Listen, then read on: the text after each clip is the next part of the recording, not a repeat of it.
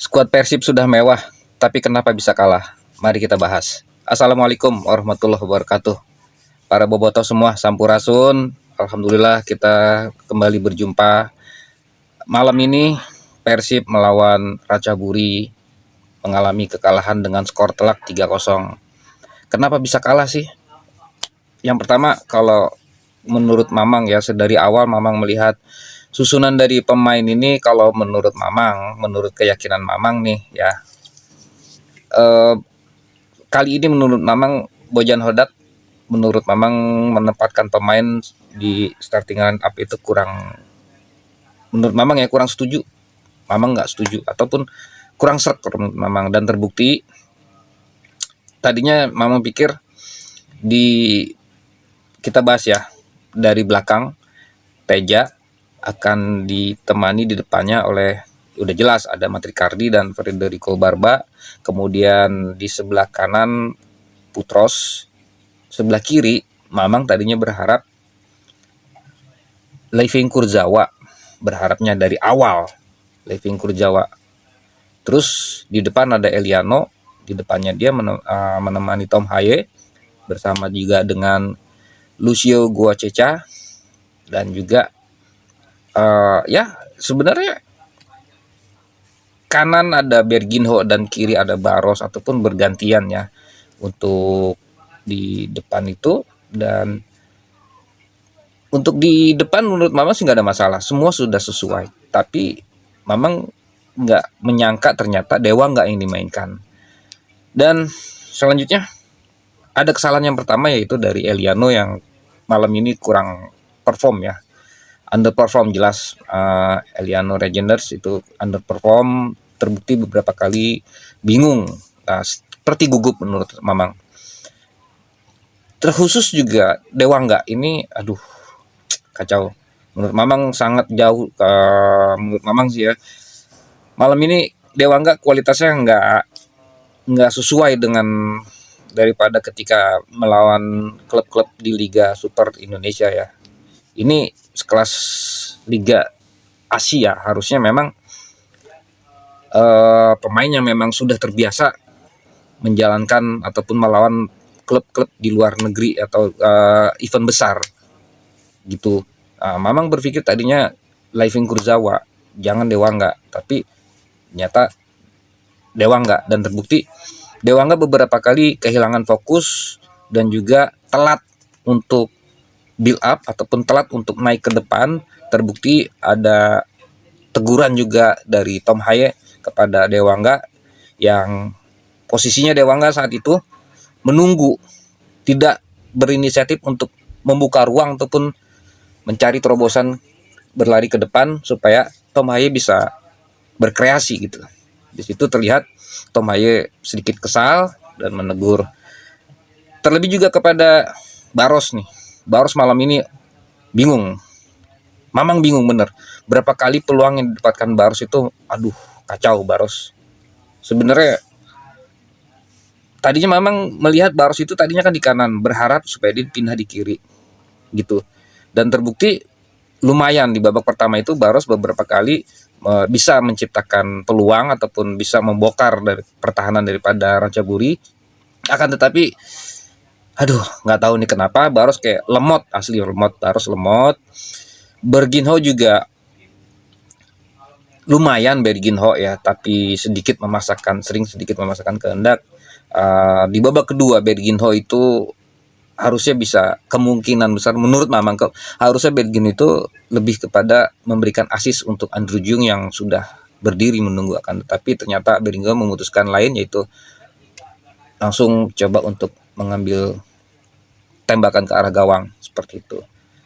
Memang peluang sangat banyak sekali peluang didapatkan oleh Persib Bandung ya, tapi kembali lagi masalah penyelesaian akhir untuk Persib Bandung, baik di ketika bertanding melawan klub-klub di Liga Indonesia ataupun juga di Liga Asia ini, di Asia Champion ini, memang terbukti finishing penyelesaian akhir sangat-sangat minim sekali seperti itu.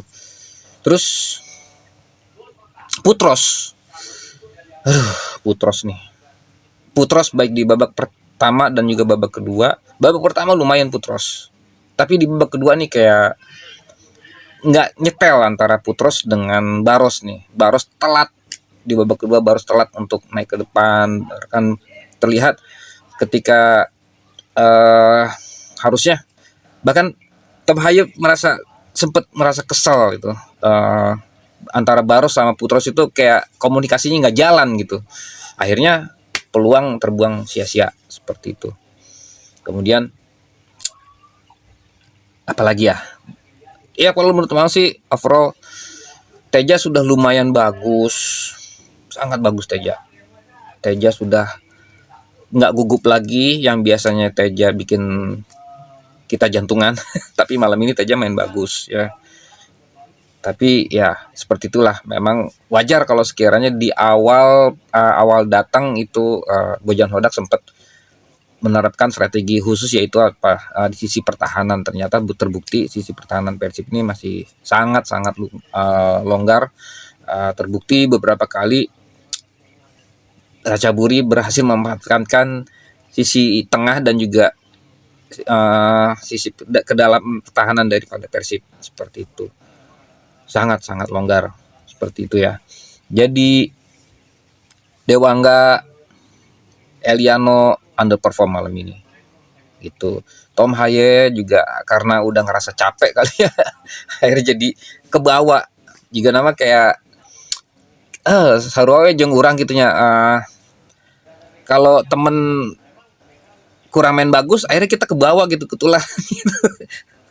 Kalau cuma satu yang kurang bagus, kita masih bisa kasih motivasi ataupun kita masih bisa nggak terlalu terbawa. Tapi karena ada beberapa main yang underperform, akhirnya jadi kayak aduh males lah udah. Seperti itu. Terus Sergio Castel bagus masuk di babak kedua, tapi kembali lagi memang juga ini ada kesalahan juga dari Bojan Hodak. Memang berharap tadi ya di menit ke-60 ataupun awal babak kedua segera ada pergantian untuk minimal bisa menyampaikan kedudukan seperti itu. Akan tetapi ternyata harus menunggu di menit ke-76 baru mengganti pemain. Memang berharap tadinya yang diganti itu Baros, kemudian Dewangga sama Lucio. Itu memang tadi berharap seperti itu. Ternyata yang diganti, aduh kalian udah tahu lah. Yang diganti Lucio memang diganti. Kemudian siapa lagi tuh? Ada Malis masuk. Berginho diganti. Ini yang memang bingung nih. Berginho kenapa diganti? Berginho lagi bagus kemarin ya. Atau mungkin lebih baik Berginho harusnya baik mainnya di babak kedua ya sebagai pemain pengganti gitu kan. Tapi Berginho lagi bagus tadi, lumayan daripada Baros. Menurut memang lebih bagus Berginho tadi. Baros nggak diganti.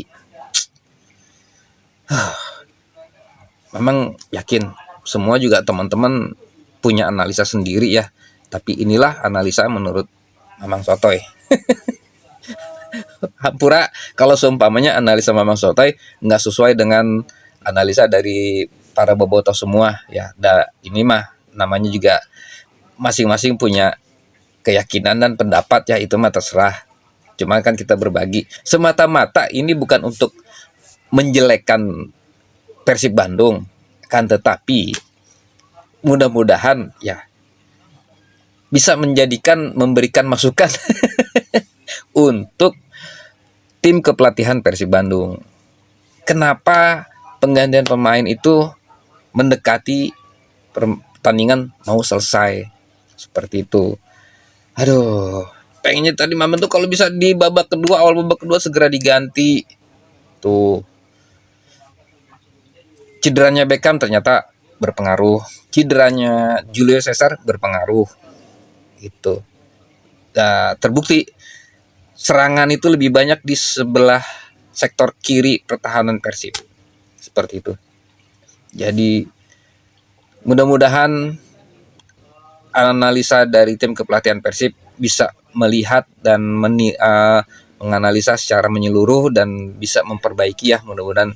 Jadi kita semua para bobotoh kembali bisa melihat performa daripada pemain Persib kembali menanjak. Terus catatan terakhir dari Mamang adalah menjadi seperti anomali dari AFC.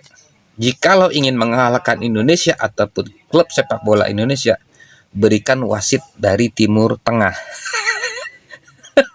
Apakah seperti itu penilaian dari para bobotoh semua? Itu di babak pertama harusnya Barus itu mendapatkan penalti.